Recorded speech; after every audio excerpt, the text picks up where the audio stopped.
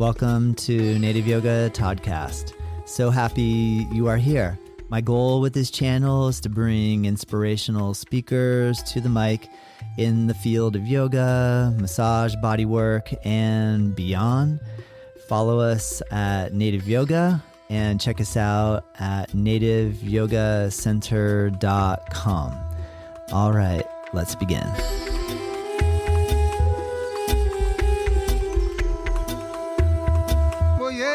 Hello and welcome to Native Yoga Toddcast. I bring to you today my special guest, Jo Stewart. Jo's website is gardenofyoga.com.au. She is joining us from Australia, the beautiful city of Melbourne in Victoria. She is the author of 8 Limbs of Aerial Yoga book, of which you can order if you're in the US and UK currently via the link in the description. You can also visit her on her website, and you can find the book anywhere books are sold. She is the host of the podcast called the Flow Artist Podcast. Her Instagram handle is at Garden of Yoga. And Jo is a lovely yoga teacher who is really specialized in aerial yoga. So today I have a chance to introduce you to a lot of the different concepts, ideas, teaching methodology, insights into how to conduct an aerial yoga class, benefits that aerial yoga can bring to students. Perhaps you've never tried aerial yoga. Maybe this will inspire you to branch out, go to a local aerial yoga studio near you, and or next time you're visiting a metropolis that has aerial yoga, you can give it a try and see if it's something that speaks to you. I really hope you enjoy this episode. It is a pleasure and a privilege to offer this to you.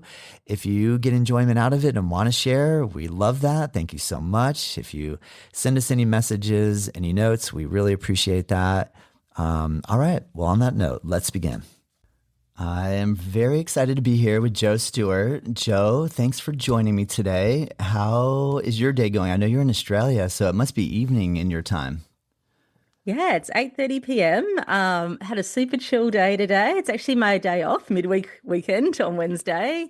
I went for a swim. I went to the organic shop. I just tried to be out in the sunshine as much as possible, make the most of it, wash my laundry. So yeah, very chill day, and delighted to be talking to you tonight. Thanks so much for having me on your podcast, Todd. Well, I really appreciate it. Thank you. I know if we're spring here in the US, it's fall there. So if you go for a swim and you live in Victoria, where it can be kind of cool, are you talking about a public pool or are you going to the ocean? Yeah, public pool. Right. And I went indoors and I also had a sauna. All right, fair enough. Well, that's cool. I saw that you've been practicing and teaching yoga for quite some time. Can you tell me a little bit about your entry into the journey of yoga practice?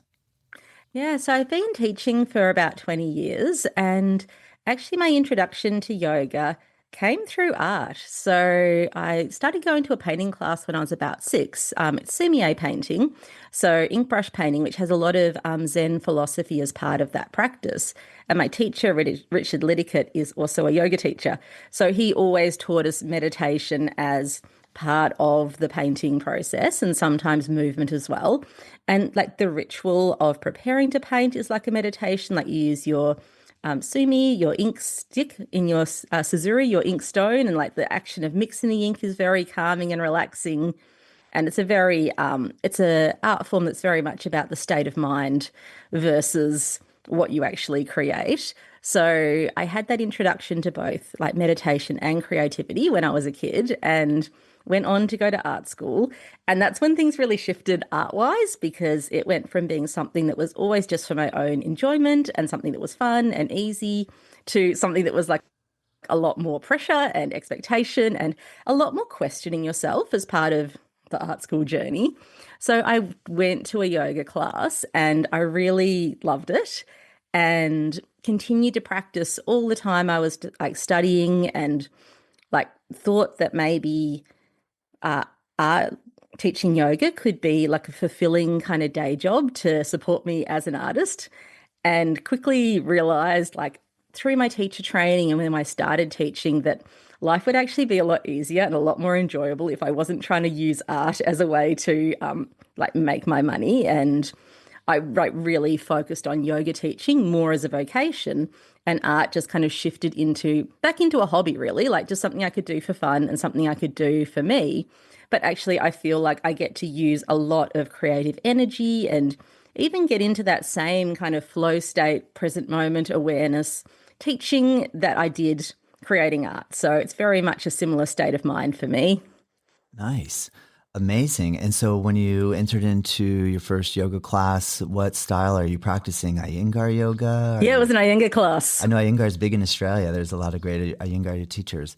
That's cool. So were And you, it was the 90s as well. So I think most established yoga schools were Iyengar schools in those days. yeah, good point. Can you relay a little bit about what you remember in your first experience? Because yoga in the 90s was a unique experience compared to the amount of exposure that we have to it today. Can you tell me a little bit about some of the thoughts and feelings you had after your first class?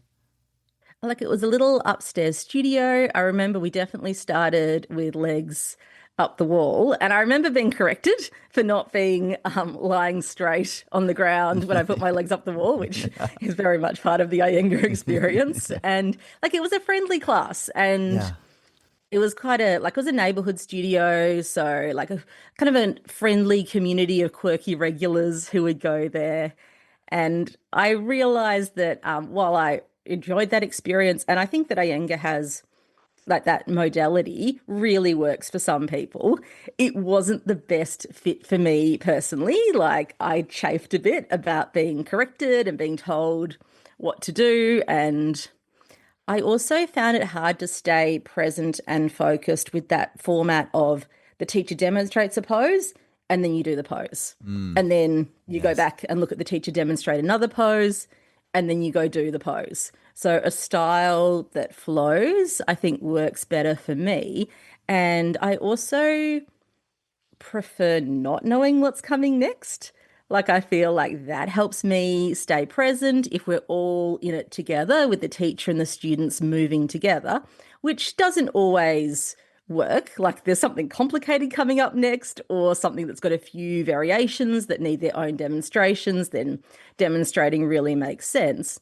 But I like being in it versus that shift from watching it to doing it. Yeah, that's a really good point. And that is an interesting distinction between two styles of teaching. What was your first intro into a vinyasa flow practice? Did you then from that one class go, and obviously there was no internet at this point, so we're not going and searching, where do I go? So did you have to go through word of mouth, or was there even a vinyasa flow influence at that time period? So, yeah, even more randomly, my mum got into yoga at about the same Oh, that's time. cool. And I think it was because a yoga class started at her work. She has a science background. She worked in research at a major hospital, and it was for all of the hospital staff, but you could bring friends as well. So she brought me along to some of her work yoga classes with a teacher, Sophie Lefebvre. And Sophie's style, she also came from an Iyengar background, but it was much more flowing, and it wasn't necessarily like an Ashtanga Vinyasa kind of flow or even like a power flow kind of high energy vinyasa practice, but it was that sense of the movements between the poses were as important as the poses themselves. Understood. So it Yes. wasn't a stop start kind of action. Very cool. Well, and then to fast forward, I noticed that you've recently written a book called Eight Limbs of Aerial Yoga book. And I'm curious then, what was your trajectory to then get passionate about aerial yoga? So that was a holiday adventure. So I was on holiday with my husband Ryan in San Francisco, and one of the things I like to do when I go to new places is check out local yoga classes. And that was an aerial yoga class. I think it was called Firefly Yoga, and so it was at a cool, like upstairs loft style studio in the Mission District. And we'd been like walking around all day on the pavements, feeling pretty tired. And just that feeling of being in the hammock, like floating in the fabric, and that decompression feeling after pounding the pavements all day, like I really enjoyed it at the time. And I felt so good afterwards that I really wanted to keep doing it. And At that time, there weren't any local studios or teachers that I knew of in my hometown, Melbourne. So the closest I could get was I signed up to a mailing list of a Brisbane aerial yoga studio. And just luckily, time-wise, they organised the first Australian teacher training with Christopher Harrison from Anti-Gravity Yoga, maybe a few months after that.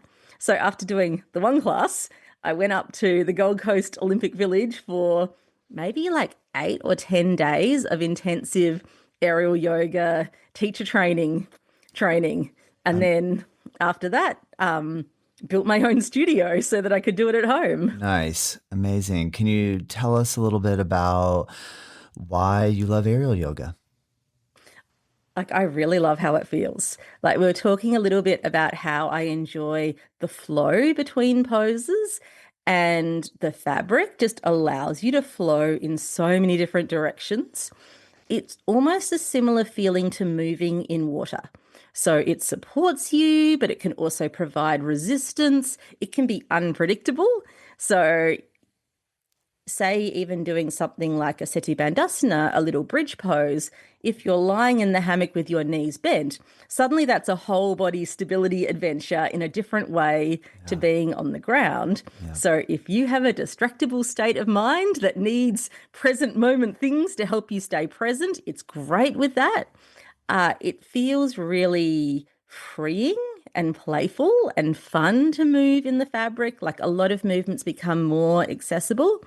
Like, the difference between being able to do a handstand, say, at a solid wall and then in the middle of the room without the wall, they're worlds apart. Yes. But the hammock gives you a lot of different in-between support options.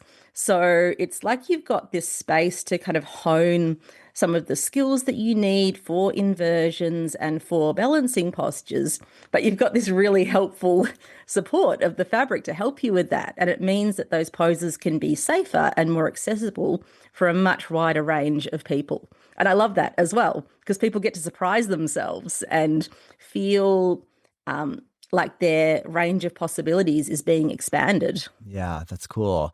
I hear you. One of the common things we'll hear from folks is when they're coming to their first yoga class, or if we're somewhere where they ask you, what do you do? And you say, well, I teach yoga. And they say, oh, I can't do yoga because I'm not flexible. Like, there's these classic things that we hear a lot. And then we let them know that that's not true, and there's a way that they can get started. So in the world of aerial yoga, what are some of the classic things you hear from folks that where there's hesitation or resistance, and how do you typically answer that sort of feedback? Well, I think even more so than a more floor-based yoga practice, like a more traditional yoga practice, I think we already see a bit more representation of different ages, different body types, more visible, accessible yoga, people using different props. Most of the imagery that we see around aerial yoga looks like circus performers. Yeah. So really young, very flexible, often very thin, and doing what looks like circus poses. So there is absolutely the perception from people that they won't be able to do that, or they'll hurt themselves trying, or it's just not for them. So that is actually one of my main goals with my book, to really share the accessible and the therapeutic aspects of this practice, because I think in a lot of ways it can actually be more adaptable than a floor-based practice, because you've got this super helpful prop that brings the level of the floor up to you and can support your balance in all these different ways. So I talk about that with people. My oldest student has been 85, and I work with people with all different health conditions, and I work with a lot of neurodivergent students as well. Like, it can be really helpful for proprioception. Even like, there's so many different ways you can use it in a sensory way, which we can probably go into a bit later. But I just kind of share who my community is, and I've tried to really represent in my book as well. Like, one of the models, Maggie, she's amazing. She's 75. Another one of the models, Wendy, she's autistic and has ADHD and has shared her own lived experience as well of feeling like always being the biggest person in the yoga space and never feeling like comfortable in that space, and how working with the hammock has really helped with that. So I do try and really like just share all the possibilities Yeah. because it's not like just what you see on Instagram at all. Yeah, great point. I'm curious. Can you? I had a similar excitement for the hammock, and my wife and I thought, well, let's go ahead and at least have one rigged in our studio, and we have a drop ceiling. So, like, there's beams up high, metal beams, and then there's a ceiling kind of in between all the stuff above it. And so when I had the contractor come in, he's like, well, what we're gonna have to do is stabilize against these beams. So I'm going to build this cross beam here and this other cross beam there, and I'll be able to hold someone up to 400 pounds. And so by the time he welded all that together and we mounted the first one and I purchased a swing and I added up the cost of it all, I was like, okay, I don't think I'm going to be doing this in my studio because it was like a big investment. And then obviously safety and making sure if people are hanging from a ceiling, you got to make sure it's stable, right? You don't want to put this thing on a flimsy tree branch somewhere. So can you tell me a little bit about what your process of building your studio out to do this and some of the, I mean, we don't have to go into the economics of it, but just some of the balancing in terms of a business and the amount of money we put into. Can you tell me a little bit about how all that shook down for you? Yeah, yeah, absolutely. And you're completely right. Like it is one of the big challenges. Alternative option, they do sell good quality portable rigs. So if you don't own your space or you don't have a long lease, or maybe you want to teach in different spaces, like that is another option. Just get a bunch of portable rigs, but they will get in your way and you need a certain amount of space to do them. So like me and my husband, were like already looking to buy a place, which is already a massive privilege, which is not necessarily an option for a lot of yoga teachers. So super grateful to have that opportunity. And we actually started out like looking for warehouse spaces that we could live in and use as a yoga teacher space. But just where we live in Melbourne's inner north, those places are already all gone. They were all converted. They were all, or they were enormous. So we ended up getting a little house with a big shed out the back. And I got my shed engineered so that it would be strong enough to support, at that time, it was 3 hammocks. Nice. And it was still like a bit of an engineering cost. I think it was like 800 Australian dollars. So, and then the building works as well. And that was quite stressful. So, Yeah. yes, had shed studio for a while and like slowly built up my business just with those 3 people at a time. Nice. And then saved up, got permits, and finally built our bigger space, which when we originally built it, it was going to be for a maximum of 8 people in the hammocks. Since COVID and social distancing, I've since scaled it back to 6 people. Like, I feel like after we had a lot of distance regulations in Australia where I had to teach classes of only 4, going back to 8 seemed like too many and too squeezy. So now my aerial yoga classes are for 6 people max. And I do teach floor-based yoga classes as well. And that is like room for 8 people on the floor or 12 at a squeeze. And honestly, I think the reason why my business works is because we already own our place. So it's like the one mortgage for everything. And I teach all the classes at the moment. Yeah. So Ryan has another job and he did teach, when he had a different work situation, but now he's got a busy job and a lot of side projects. So yeah, I just teach all the classes and I couldn't really afford to have a teaching team, like with a maximum of 6 people in each class. So that's what's working for now. Like maybe in the future it will be different. And I could also go the model of hiring my space to other teachers, which I have done in the past for workshops and things. But like, I don't know how people make it work. Like home studio, teaching all the classes is like my comfort zone. And yeah, the thought of like having to pay studio rent and then, your living space, and it just seems like a much bigger and more stressful and more risky proposition to me. Yeah. Oh, great point. Well, thank you for being so honest about how you've been able to do everything you do. And I love hearing all those details because I think for those of us listening that are either curious about getting started or currently have some sort of business operation, we're always like trying to figure out how can I do this or how can I get involved in this? So I think thank you so much for sharing all that. Do you I mean, how many classes a day are you teaching? How many days a week? Because if you're, my wife and I are similar. We have a studio that we rent, but we teach 90% of the classes on our own because the economics of it just works better that way. But it does require us to teach 6 days a week. And so I'm curious, what is your, how do you framework your schedule? Yeah, so I teach 5 days a week. Yeah. I have like Wednesdays and Sundays off, and I do teach some other classes as well as my home space. So I do teach some community classes for my local council, which I love because I still get paid by the council, but everyone can attend for free. And that those are chair yoga classes at the moment. And I teach like another chair yoga classes at a local nursing home, and I've taught corporate classes in the past and private classes as well, both in my home studio and sometimes other places as well. So it's in the mix. Like a busy week for me is about 15 classes, and a chill week for me is about 12 classes. Yeah. And you feel the difference in between the 12 Yeah. classes a week and the 15 classes a week for sure. Yes. Amazing. Well, it sounds like you're really passionate about it. Obviously, you need to be passionate about this to really make it work. I find I laughed a little or got a little chuckle when I heard you mention that the idea that when you love what you do and you want to turn what you love into how you make a living, that puts pressure on the love aspect and kind of it's challenging. So when you mentioned like, okay, I love art, but then as it became more demanding and that pressure placed on you caused you to say, well, maybe I'll keep art as my hobby so I can love it. Most people feel like to be able to teach yoga is almost like it is a form of art. To be able to do it and make a living would be a dream come true.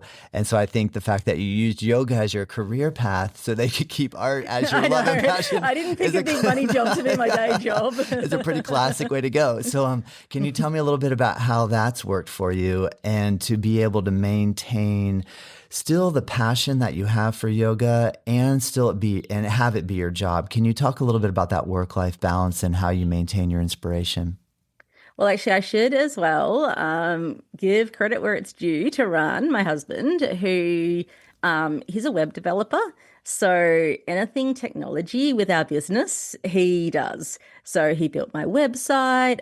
When COVID came, he really helped me get set up with the online classes and create an online library and like having someone to help with all of the tech sides of running a yoga business is super helpful. Yes. And I think at least with art, why that's even more challenging is often you need to put money in to even get started. Like you've got to buy materials, you've got to have space, like it can be a big financial investment as well as the time investment and like no guarantees. Like who knows if you're going to sell your pieces at your exhibition.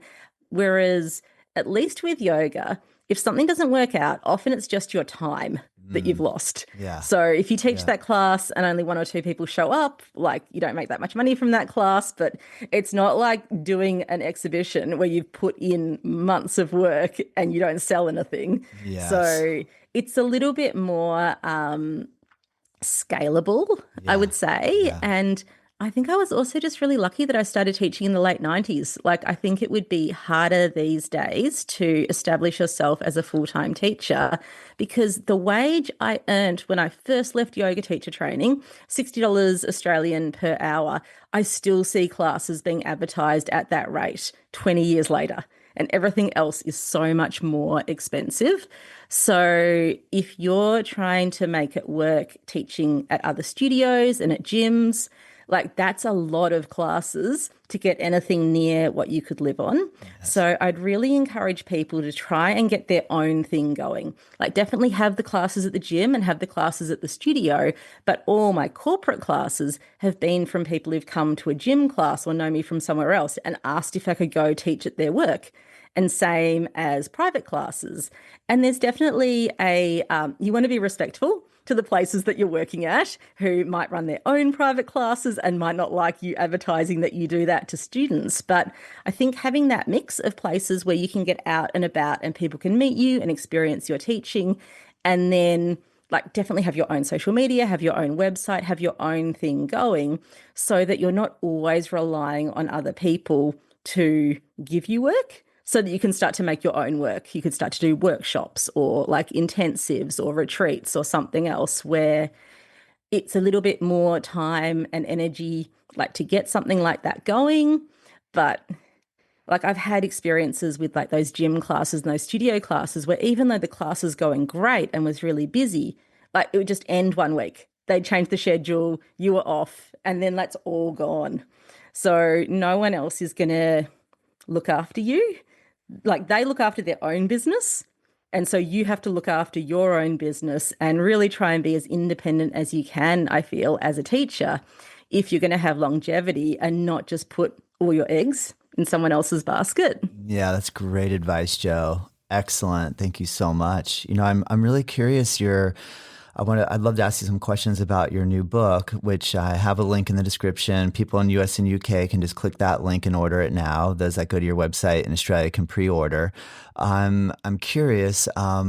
You framed the aerial yoga alongside the 8 limbs of yoga, which, and from my ability to peruse, I didn't get a chance to read from cover to cover yet, but I did get a chance to look, and you did an incredible job. I love the presentation that you put together.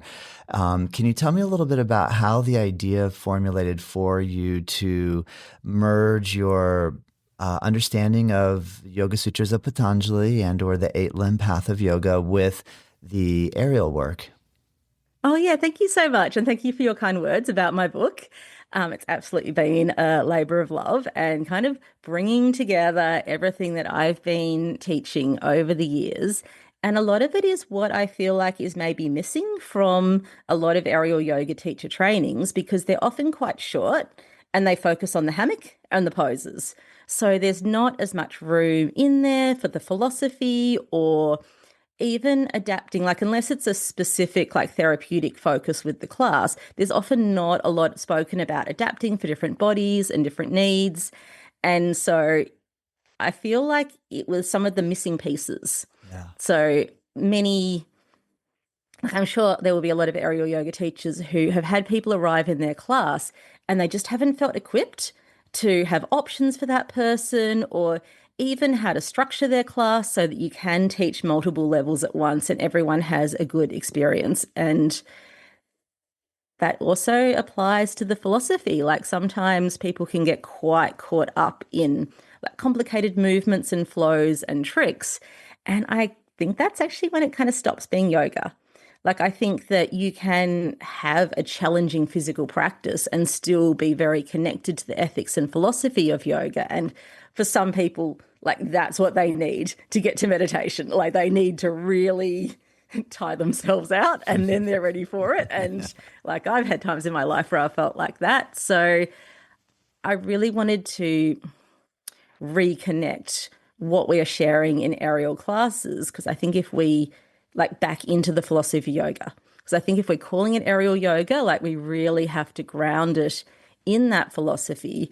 And like maybe otherwise it could just be called aerial fitness or aerial dance, or like I know aerial sling is like more of the circus kind of moves. Like I think that we have an extra responsibility to make it feel like yoga. And that means that we're working with the mind as well as the body. Yeah. The 8 limbs frame. Oh, sorry, I've been talking for a while. No, I was just going to say, great point. Please keep going. Thank you. I want you to talk. Yeah, thank you. So the 8 limbs framework I chose because it's very familiar to a lot of yoga teachers and it is a structure. So there's many ways to experience yoga philosophy and more esoteric philosophies and non-dual philosophies and like all of that is yoga. But I would say the majority of yoga teachers would at least be familiar with Patanjali and it gave me a structure to structure my book. And actually, the more that I looked into yoga history, the more historical examples I found of people using ropes, especially for suspended inversions and as a prop to use in their yoga practice. So even though our perception of it might be that it's quite a modern thing, it's absolutely interwoven with yoga history. Interesting. That's cool. Where was one of the, I'm just curious, where was one of the first light bulbs went off that you were doing a little bit of investigation and research that went, wait, there's a photo, or wait, I'm reading about someone using a rope or a prop of that nature to help the body. Where was one of your first discoveries? I'm just curious. It was actually Dr. Kavitha Moahan's book, Traditional Aerial Yoga, which I just bought online. She Nice. spoke about the thotul. So this isn't even a part of yoga practice. It was like a thotul is traditionally a sari that mothers would hang like the two ends at the top, and then the baby would sleep in the bottom part of the sari, suspended, just the way I start my aerial yoga classes. And it can be Mm. very soothing because the baby can gently swing. It's very supportive for their spine as they're growing. And the thotul is also a ceremonial piece of cloth. So like deities are carried to the temple in the thotul, and it's very much a part of everyday life, especially in South India, but also in the Mysore Palace. Like that's where there's a lot of those texts with the illustrations of the people hanging from the tree upside down with the rope. There's a aesthetic tradition as well, translated to be bat penance. So that's different to what I teach in my classes because I'm not about transcending the physicality of the body by hanging upside down for a really long time, Did you but say that's definitely a part. Did you say bat? Bat. Bat penance? Yeah. Like hanging upside Yeah. down like a bat, and you have to stay there as long as you can as a way of abstaining from your perceived sin. Is that kind of I, what you're bel saying? Like this? I believe so. Or my Yeah. understanding is transcending Interesting. the physical reality and kind of getting to those higher realms of Yeah. consciousness. Yeah. Well, I'm so happy to hear that, Joe, because I needed to kind of understand that connection in relation to, I think, my first thought form when I saw aerial yoga. I thought, oh boy, here we go, another trend. You know what I mean? This will be in and out, just like, I don't know, something else. But when you relate it to the traditional aspects and then also the concept of like that nurturing component, like, and I love the fact that you built that bridge with, say, if we're challenged with maybe neurodivergence and or any type of anything, challenged with anything, to feel the security of like it's almost like a womb like experience to be snug like in a little cocoon.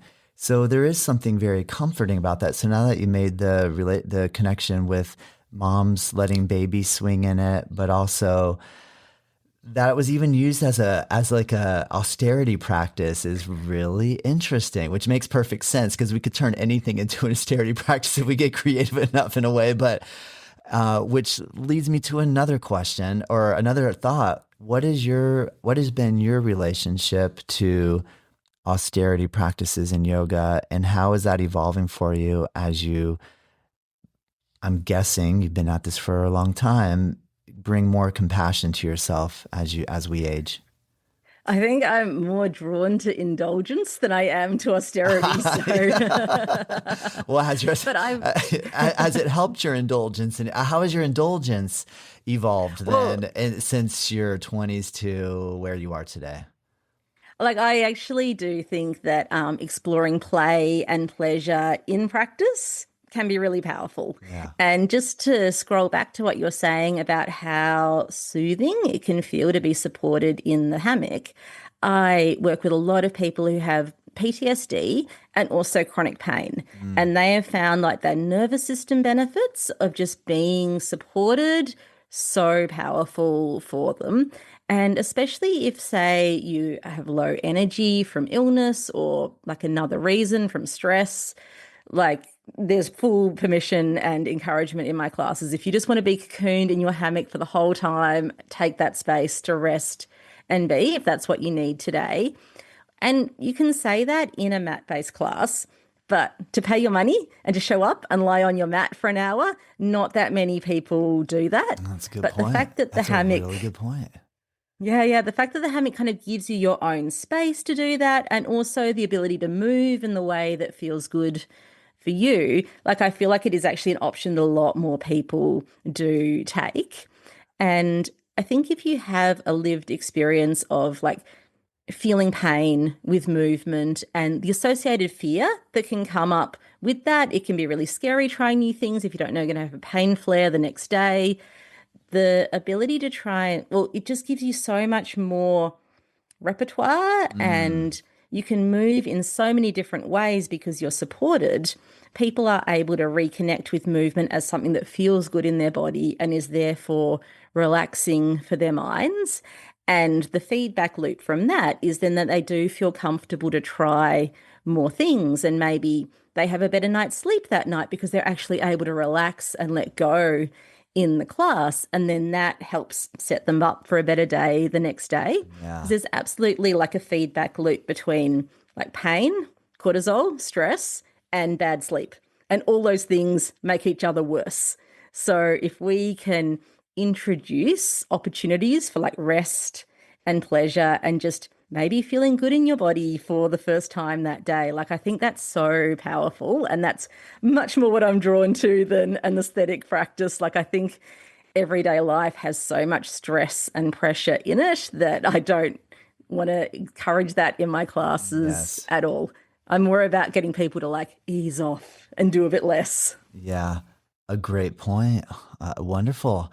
I love it. I'm curious. One thing that popped in my mind is if you were to offer a retreat where people could fly to you to practice with you, are there retreat centers that are set up with a lot of aerial hammocks that you could then rent and then facilitate? And have you done that before? Yes, I did this last year at a Wow. beautiful place called Floating Leaf in Bali. Oh, nice. Yeah, and it was Amazing. such a beautiful Amazing. studio, like a traditional Balinese bamboo building, like open air. Like the Wow. staff at the retreat center were amazing. Like it's a Balinese owned center, and like Balinese culture was very much front and center. So as well as learning yoga from me, like local staff at the retreat center explained about a lot of the different cultural traditions, and even like the food has so much meaning in Bali. So one of the things we did was have a group cooking class together, and then we all ate a feast together on our first day.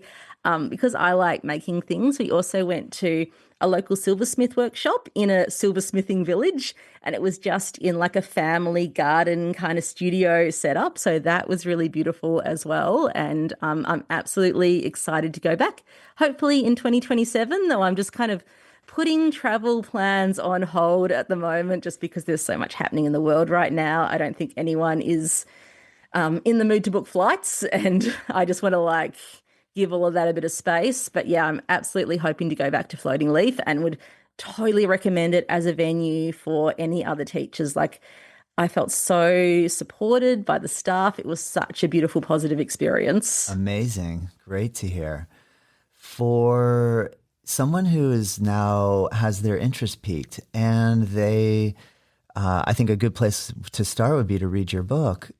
How important do you feel that doing a teacher training is for aerial yoga versus the experienced yoga teacher that goes into a hammock and just learns and kind of self teaches, like just kind of, if you already have a little bit of movement skill and ability and you play with a hammock, you can get really creative and you can look at a couple pictures and you can, read a book but how important or not important do you feel a proper training is for someone who's thinking about teaching aerial yoga? Stay with us. We'll be right back. I really hope that you're enjoying this episode, and I just wanted to take a moment to announce a course that I'm really excited to release. It's a free course, and it's called 8 in 8 Learn 8 Limb Yoga in 8 Days. My goal is to help coach you along in the Ashtanga yoga practice in a way where we take just the sun salutations, the fundamental asanas, and the final breathing poses, break it down with some philosophy videos as well, explaining the 8 limbs of Ashtanga yoga in a very easy to use, friendly course that is totally free. Click the link below, check it out. Let me know what you think. All right, let's get back to the episode. Well, I think for self practice, I did try to write my book so that people could be their own teacher. Like I did try to structure everything in a way that there was like a clear foundation, like get comfy in this pose, and then maybe you could take your hammock up higher. Because sometimes I hang my hammock at knee or ankle height, so that's for the restorative poses. And a lot of the moves you can do down low, you can also do with your hammock at hip height, and then your whole body is off the ground. Or if you're hanging upside down, your head is a good amount of space off the ground. I think just like safety wise, legality wise, and insurance wise, it really pays to do a teacher training course. I think if you are just moving yourself, then like I don't think you, especially if you're already a yoga teacher, I think you could learn a lot from a book and a lot from online classes. But stuff can go wrong quickly in aerial yoga. Like normally, yoga on the floor, if someone's going to hurt themselves, unless they fall over, generally those kind of injuries happen gradually over time. But people can fall out of the hammock. And sometimes it's just from lack of focus. Like there might be a move where they're holding it behind them and then scooping themselves into it. So I think just to cover yourself legally for those things that can happen unexpectedly in class that aren't even a result of your teaching, it's just someone missed the mark and they landed on the floor rather than in their hammock. I think it really, you don't want to be in a position where someone hurts themselves in class and you don't have any legal framework. And for your own peace of mind as well, I think that chance to ask questions and to practice teaching in a setting where like there's someone else who knows more than you do, who can like give you some feedback, can explain, like, oh, this is dangerous for that reason, or the fabric should be there. Like a lot of movements, if the fabric's in the right place, there's no way that you will fall out. But there are some other ones where there's a bit of a counterbalance action or it's about grip strength. And when I see things shared online, I never see those kind of instructions. And I think sometimes as a yoga teacher, it's intuitive. Like you feel when you're off balance and you can kind of feel when you need to hold tight. But for a new student in your class, they may not have that body awareness. So they're coming at it from a different starting point, and you might have never experienced that point in your own training or your own practice because you were already coming at it with a level of body awareness and probably strength and flexibility that a newcomer to your class, they're just starting from a different place. And that's when a course can be so helpful because you're in a room with a whole lot of different people and different bodies. And also moves are just broken down in a lot more detail. Yeah. Great advice. I would agree with you. I learned that one the hard way. I hung my hammock in the studio. It was high enough where you could flip upside down and wrap your legs around it and be inverted. I left the room, left the student to just try it on her own, and she fell out of it. And it was a big wake-up call of like, whoa, okay, this can happen. So I think you're right to be able to learn from other people that have made the mistakes and can kind of coach you to say, well, I mean, best advice would have been don't leave the room. Don't just leave them there with a hammock and assume that they will be fine. So I think that's really great advice. Can you share a mistake you had to learn the hard way?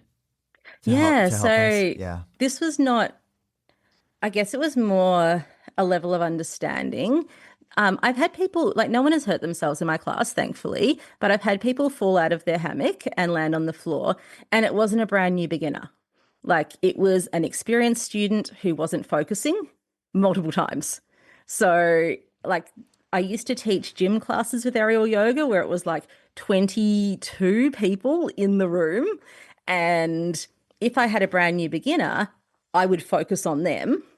And I had an assumption that people who'd done the pose many times before would be able to do it safely without me watching them.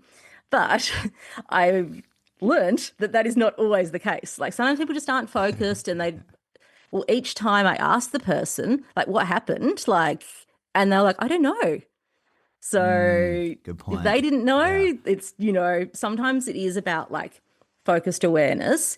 And now I almost have a bit of a second sense where I can just kind of tell if someone's a little bit off that day. And sometimes I actually mentally dial down what I had planned in the class, where it's just like, okay, people's brains are tired, like they don't need anything complicated, and I don't need to be trying to teach anything complicated when, people are obviously just not quite on it that day. But yes, definitely that feeling of having to keep your eyes on everyone is much more of a thing in an aerial yoga class than a floor-based yoga class. And then learning to trust that feeling where I'm like, oh, that person doesn't quite seem like their normal self today. Like they seem a bit tired. They seem a bit unfocused. Let me just keep an extra eye on them today. Yeah, great advice. So I don't want to assume that the listener is familiar with yama and niyama in the 8 limbs of the Yoga Sutras, but it more or less serves as like the ethical or moral framework for a successful yoga practice. And there's 5 yamas and 5 niyamas. Can you tell me which is the most difficult for you out of the 10 yama and niyamas to convey? Like for me, maybe the brahmacharya one, the one that revolves around talking about how we maintain our sexual integrity or the way we work with other people in that realm. But then also maybe something like Ishwara Pranadhana, dedication to the Lord. Sometimes maybe we feel like, should I talk about God? If I have a God realization, does that mean everybody in the room is on the same page? Vice versa, maybe I'm not, and maybe they are. Can you tell me a little bit about how you've been able to navigate teaching the yamas and niyamas to your students and what you're learning?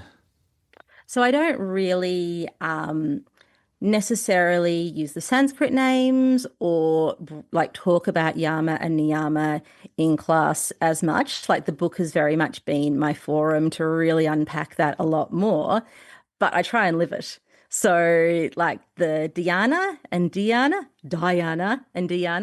the meditative awareness and the focused concentration. I feel like we were just kind of talking about before how maybe you have a sense that someone is not quite in their focused concentration for that class. Yeah. And then I've had the experience as well where you've really had to be focusing the dhyana, the focused concentration and awareness, and then settled into just the meditative absorption, and like suddenly it's not your brain working, you're just in it. Yes. And I think actually having my own podcast was super helpful with this side of things, because I also hadn't necessarily vibed with Ishvara Pranatana as a student, because I'm also not very religious.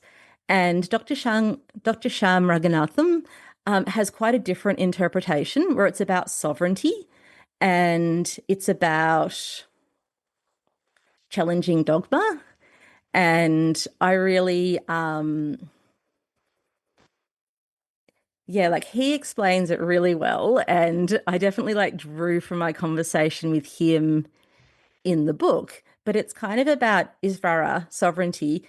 The more dedicated to who you are, living your best life, the more that flows out into your community as well. So it's like, it stops you from being isolated by your own thoughts and your own preconceptions about things. The more you can kind of strip them away, the more expansive and connected your life becomes.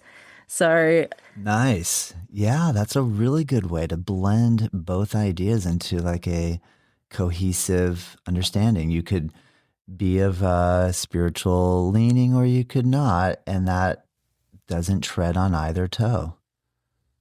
Do you think? Yeah, that's a pretty good midline way of explaining either do it for devotion to someone outside of yourself or do it for your community.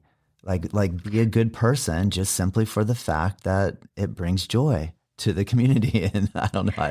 I guess then you have the thing of don't do it because you want to get credit for it. You are surrender, you're doing it because it's the right thing to do. Right. Good point. Well, on that note, can you talk a little bit about your journey as a podcaster? You have a podcast called the Flow Artist Podcast, and you've been at it for about 9 years now. I'm really honored to meet another podcaster.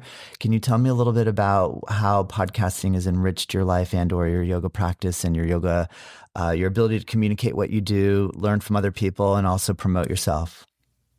Yeah, so it's actually a Ryan idea, and he did his yoga teacher training, and I had to make boundaries at home about when we could talk about yoga stuff because I would be like settling down in bed at night with my book. And then that's when he'd want to talk about yoga philosophy or anatomy. I was like, no, no, no, that's I work need stuff. a break. So, Yeah, I need a break. yeah, like this is not the time. And after he finished his teacher training course, we did have a bit more time. And he like loves podcasts, so he was motivated to like set it all up. We've expanded our range of tech gadgets over time. That's also all run purchases.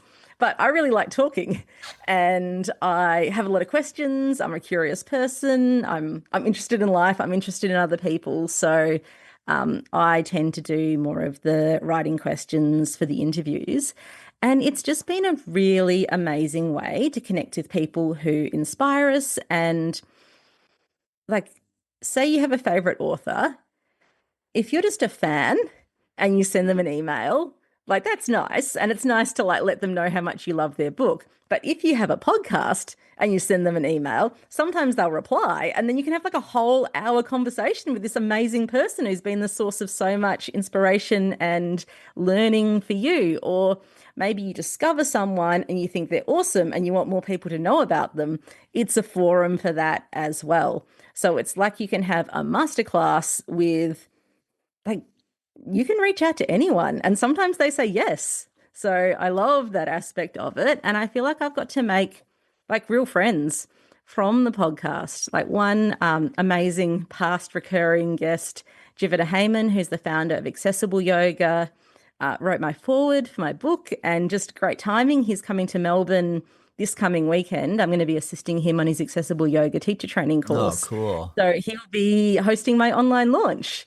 And so that's a connection that, like, I would have read his books in the past, but I wouldn't have had this chance to talk to him and get to know him. And I'm super grateful for opportunities like that. That's amazing. I agree with you. That is one of the most incredible parts about doing all this. Can you talk a little bit about confidence? Because I feel like one of the things that I hear from a lot of people is just maybe I couldn't do that because, and I think it boils down to just being confident enough to like write that email and accept that maybe they won't respond to me, and that's okay, and not even taking that to heart. Well, the good thing about sending an email is like if nothing happens, nothing happens. Like it's not humiliating. Like it's not like you've got up on stage and forgotten the words or something. Like you just send the email, nothing happens. That's fine. Move on. Great point. Great point. Well, oh, wow, Jo. I mean, I really appreciate this opportunity to meet and speak with you. And in the process of attempting to bring our conversation toward a conclusion, a cohesive conclusion, can you talk a little bit about or give us a little bit of insight or thoughts that you're having that you just like to share with us without me asking you a question? Is there something that is on your mind? It could be a heavy thing. It could be a light thing. Maybe it's just something motivational, inspirational, and no right or wrong, whatever you want to talk about. But I just would love to hear something that I didn't touch upon that you've really been, that you think we need to hear. We need to know about. Oh, thank you so much, Todd. It's been so great to talk to you today. And I've loved your questions. I've loved the conversation. I guess this is a Jivana Heyman inspirational quote. He probably phrased it differently, but he phrased it something like yoga is an opportunity to make friends with yourself. So it's this chance that we have to get to know ourselves and to be real with ourselves and to even take the time to know what that might be, to kind of have more clear insights about our habits, about our patterns. And I think that a lot of people are great at taking care of the people around them, and we'd never talk to the people around them in the way that we sometimes talk to ourselves. So that's the message that I'd like to share with people. Like, let this be a practice that helps you know yourself, like love yourself and take care of yourself, and then send that energy out, because like so much happening in the world right now. And like, I think we all need to take care of ourselves. We all need to take care of the people around us. And like our world needs like a lot of love and a lot of positive energy right now. So if you can find something that helps you cultivate that within you and then an outlet, like I think our world needs that right now. Oh, yes. I agree. That's a really, well, I know I said in conclusion, I'm going to keep asking you questions. I did. Do you feel, what kind of shift are you noticing right now without getting, to like, what are you noticing in relation to that? How are you managing your consumption of outside information in relation to the amount of information you're consuming from your direct environment? I find it a lot better to not like, I don't watch a lot of videos and I don't look at a lot of images when it comes to news.